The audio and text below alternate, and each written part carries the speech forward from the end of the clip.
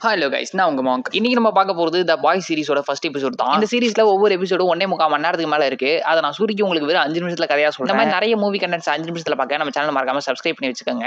வாங்க கதைக்குள்ள போலாம். இந்த கதைப்படி ஆயிரக்கணக்கான சூப்பர் ஹீரோஸ் அமெரிக்கால பிறக்கிறாங்க. அவங்க எல்லாருமே அமெரிக்காவை காப்பாத்துறது, தீவிரவாதிகளை ஒழிக்கிறது அப்படின்னு சொல்லிட்டு பல விஷயங்களை நல்லதா சொல்லிட்டு இருக்காங்க. ஒருத்தவங்களுக்கு ஒரு யூனிக்கான சூப்பர் பவர் இருக்கு. இவங்க எல்லாருமே அவங்கள சக்திகளோட அடிப்படை வச்சு பிரிப்பாங்க. அப்படி பிரிக்கும் போது த 7 அப்படின்ற ஒரு டீம் எப்பயுமே டாப்ல இருக்கும். அதுல ரொம்ப தலை சிறந்த பவர் உள்ள 7 பேர் மட்டும் தான் அந்த டீம்ல இருப்பாங்க. அந்த டீம்ல இருந்த ஒருத்தவர் தான் த லைட் மேன். அவரு ரீசெண்டா அவரோட ரிட்டையர்மென்ட் அனௌன்ஸ் பண்ணிருப்பாரு. அதனால இந்த 7ல ஒரு ஆள் குறையறனால அவங்க புதுசா ஆள் எடுக்கணும் அப்படின்னு சொல்லிட்டு எங்களுக்கு ஆட்கள் தேவை அப்படின்னு சொல்லி விளம்பரம் பண்ணிருப்பாங்க. அதை பார்த்துட்டு இந்த கதையோட ஹீரோயினும் அதுக்கு அப்ளை பண்ணிருப்பா. ஒரு வழியா இவளுக்கு அந்த வேலையும் கிடைக்குது. இவளோட பேரு ஸ்டார்லைட். இவ வேலைக்கு சேர்ந்ததை நினைச்சு ரொம்பவே சந்தோஷப்பட்டு இருக்கா. ஆனா அதே டீமை சேர்ந்த டீப் அப்படின்ற ஒருத்தவன் அந்த பொண்ணுகிட்ட அட்ஜஸ்ட்மெண்ட் கேட்கறான். அந்த பொண்ணு ஃபர்ஸ்ட் என்னதான் உணவு சொன்னாலுமே இந்த அட்ஜஸ்ட்மெண்ட்டுக்கு ஓகே சொல்லலாம் அப்படின்னா நாங்க உங்களை இந்த 7ல இருந்து தூக்கிடுவோம் அப்படின்னு சொல்லிட்டு சொன்னதுனால அந்த பொண்ணும் பயந்து போய் அந்த அட்ஜஸ்ட்மெண்ட்டுக்கு ஒத்துக்கிறா. இந்த சூப்பர் ஹீரோ டீமுக்குள்ளாரே இப்படி ஒரு விஷயம் நடந்துட்டு இருக்கு. வெளி உலகத்துல நல்லா போயிட்டு இருந்த ஒருத்தனோட காதல் வாழ்க்கையை கட்டி கையில கொடுத்துட்டு போயிடுறான் ஒரு சூப்பர் ஹீரோ. இவனோட பேரு ஏ ட்ரெயின். இந்த 7ல இவனும் ஒரு மெம்பர். இவனோட சூப்பர் பவர் ரொம்ப வேகமா ஓடுறது தான். அப்படி கண்ணு முன்னு தெரியாம ஓடி வந்ததுல பிளாட்ஃபார்ம் விட்டு கொஞ்சம் தள்ளி இந்த ஒரு காதல் ஜோடியோட வாழ்க்கையை நாசம் பண்ணிடுவான். அந்த பிரச்சனை டிவி எல்லாம் பேசப்பட்ட உடனே ஏ ட்ரெயின்ற சூப்பர் ஹீரோ அந்த பொண்ணு செத்ததுக்கு நான் காரணம் கிடையாது, அந்த பொண்ணு தான் நடு ரோட்ல வந்து நின்னுச்சு, நான் வேகமா வரும்போது டெக்னாலஜி என்னால நிக்க முடியல,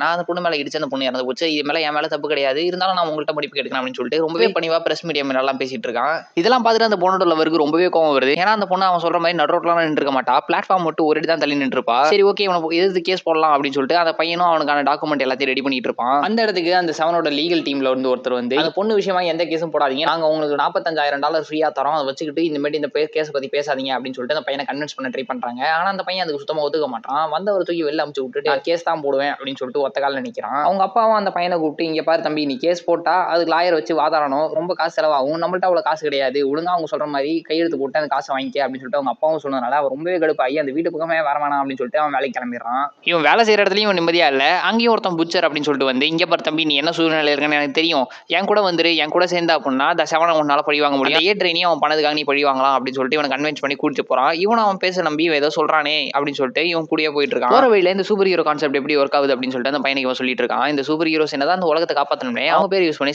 ஒரு சில corporate company snacks, TV shows, games அப்படின்னு சொல்லிட்டு பல கோடியில லாபம் பார்த்துட்டு இருக்காங்க. இதெல்லாம் அந்த பையனுக்கு சொல்லி புரிய வைக்கும் போது தான் புரியுது இதுக்கு பின்னாடி இவ்வளவு பெரிய பேக்ரவுண்ட் இருக்கு அப்படின்னு சொல்லிட்டு. என்னதான் இந்த பையனுக்கு ஃபர்ஸ்ட் புச்சர் கூட சேர்ந்து வேலை செய்ய விருப்பம் இல்லைனாலும் இவனோட பழிவாங்குற எண்ணம் இவனை மறுபடியும் அந்த இடத்துக்கு தள்ளிட்டே இருக்கு.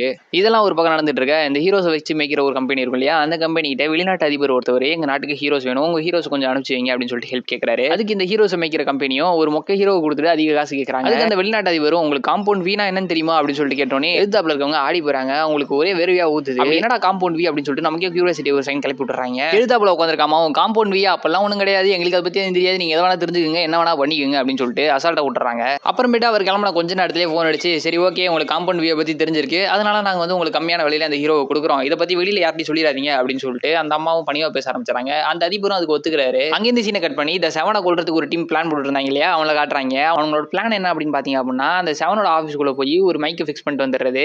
அதை அங்கே ஃபிக்ஸ் பண்ணிட்டு வந்தோம் அப்படின்னா அங்கே 7ல பேசுற எல்லாரோட வாய்ஸும் உங்களுக்கு கேட்கும். அதை வச்சுக்கிட்டு இவங்க என்ன பண்றாங்க ஏது பண்றாங்கன்றது தெரிஞ்சுக்கிட்டு அதுக்கேற்ற மாதிரி இவங்களை மாட்டி விட்டுறலாம் அப்படின்னு சொல்லிட்டு தான் பிளான் பண்ணிட்டு இருக்காங்க. அந்த 7ஓட ஆஃபீஸுக்கு சும்மாலாம் போயிட முடியாது, ஏதாவது ஒரு வேலிடான ரீசன் வேணும். அதுக்காக இந்த பையனை கேஸ் போட வேணாம்னு சொல்லி ஒரு செக் கொடுத்தாங்க இல்லையா, அந்த செக்கை வந்து வாங்குற சாக்கில் அந்த ஆஃபீஸ்க்குள்ள போயிடலாம் அப்படின்னு சொல்லிட்டு இவன் பிளான் பண்றான். ஃபோன் அடிச்சு நாங்கள் செக் வாங்க வந்துட்டு இருக்கோம் அப்படின்றதையும் இன்ஃபார்ம் பண்ணிடுறான். பிளான் பண்ண மாதிரி எல்லாமே சூப்பரா போயிட்டு இருக்கு. செக்யூரிட்டி செக்ல மாட்டல, எதுவும் பண்ணல, நேரா போய் அந்த இடத்துல பக்கை பிளேஸ் பண்ணிட்டு செக்கையும் வாங்கிட்டு வந்துடுறான் யாருக்குமே தெரியாம. ஆனா இந்த இடத்துல ஒரு சின்ன ட்விஸ்ட், இம்மானம் இவன் பண்ணா இல்லையா, அது எல்லாத்தையும் வந்து த 7ல இருக்க டிரான்ஸ்லூசன் அப்படின்ற ஒருத்தவன் பார்த்துட்டு தான் இருப்பான். அவனோட பவரே இன்விசிபிளா இருக்கிறது தான். இவன் செட் பண்ண அந்த பக் எடுத்துக்கிட்டு இவன் ஃபாலோ பண்ணிட்டு இவன் பின்னாடியே மணி வந்திருப்பான். அந்த சூப்பர் ஹீரோவும் இதெல்லாம் நீ எதுக்காக பண்ற, யார் உன்னை இதெல்லாம் பண்ண சொன்னா அப்படின்னு சொல்லிட்டு அந்த நபரை போட்டு அடி அடின்னு அடிக்கிறான். என்ன பண்றது எது பண்றதுன்னு தெரியாம பக்கத்துல இந்த ஒரு எலக்ட்ரிக் ஒயர் எடுத்து அந்த சூப்பர் ஹீரோ மேல போட அவன் எலக்ட்ரிக் ஷாக் அடிச்சு கொஞ்ச நேரம் மயக்கமாயிடுறான். இவங்க எல்லாருமே அவன் செத்துட்டான் அப்படின்னு நினைச்சு ரொம்பவே பயந்து போறாங்க. ஏன் அப்படின்னா 7ல ஒருத்தனை கொண்டுட்டோம் அப்படின்னா ஹோம்லேண்டர் இவங்க யாரையுமே சும்மா விட மாட்டான், கண்டிப்பா தேடி வந்து கண்டிப்பா கண்டுபிடிச்சு கொள்ளுவான். அதை நினைச்சு இவங்க ரொம்பவே பயந்து போயிருக்காங்க. இது எப்படியாவது ஹோம்லேண்டர் மறைக்கணும் அப்படின்னு சொல்லிட்டு அந்த சூப்பர் ஹீரோ தூக்கி அவங்க கார் ட்ரங்க்ல போட்டுட்டு இவங்க பாட்டு கிளம்பிடுறாங்க. ஆனா ஹோம்லேண்டர் இங்க கிடையாது. ஹோம்லேண்டர் உண்மையாலுமே அந்த அதிபர் ஒருத்தர் பேசிட்டு போனார் இல்லையா, அவருக்கு காம்பவுண்ட் வியை பத்தி ஏதோ தெரிஞ்சிருக்கு. காம்பவுண்ட் வியை பத்தி தெரிஞ்சவங்க உயிரோடு இருந்தா நமக்கு ஆபத்து அப்படின்னு சொல்லிட்டு ஹோம்லேண்டர் அவங்க வந்து ஃபிளைட்டே கொளுத்திடுவான். அதோட அங்க சீரிஸ் முடியுது. அடுத்தடுத்த எபிசோட்ஸ் நீங்க வெறும் 5 நிமிஷத்துல பார்த்து முடிக்கணும் அப்படின்னு நினைச்சீங்க அப்படின்னா இந்த வீடியோக்கு ஒரு 50 லைக்காவது மினிமம் கொடுத்துருங்க. இந்த மாதிரி நிறைய 5 மினிட் ஸ்டோரி கேட்க நம்ம சேனலை மறக்காம சப்ஸ்கிரைப் பண்ணி வச்சுக்கோங்க. நான் சொன்ன கதை உங்களுக்கு பிளைனாவோ இல்ல எமோஷனலஸாவோ தெரிஞ்சுக்க நிறைய வாய்ப்பு இருக்கு. அப்படின்னா நான் வெறும் 5 நிமிஷத்துல ஃபுல் கதையும் சொல்லியிருக்கேன். இந்த கதையோட ஃபுல் எக்ஸ்பீரியன்ஸும் வேணும் அப்படின்னு நினைச்சீங்க அப்படின்னா கீழே ஃபுல் அப்படின்னு சொல்லிட்டு கமெண்ட் பண்ணுங்க. நான் முடிஞ்ச அளவுக்கு இந்த கதையை ஃபுல் விளக்கமும் சொல்ல ட்ரை பண்றேன். ஓகே கைஸ், நான் உங்களை இன்னொரு வீடியோவில் பார்க்குறேன். until then bye.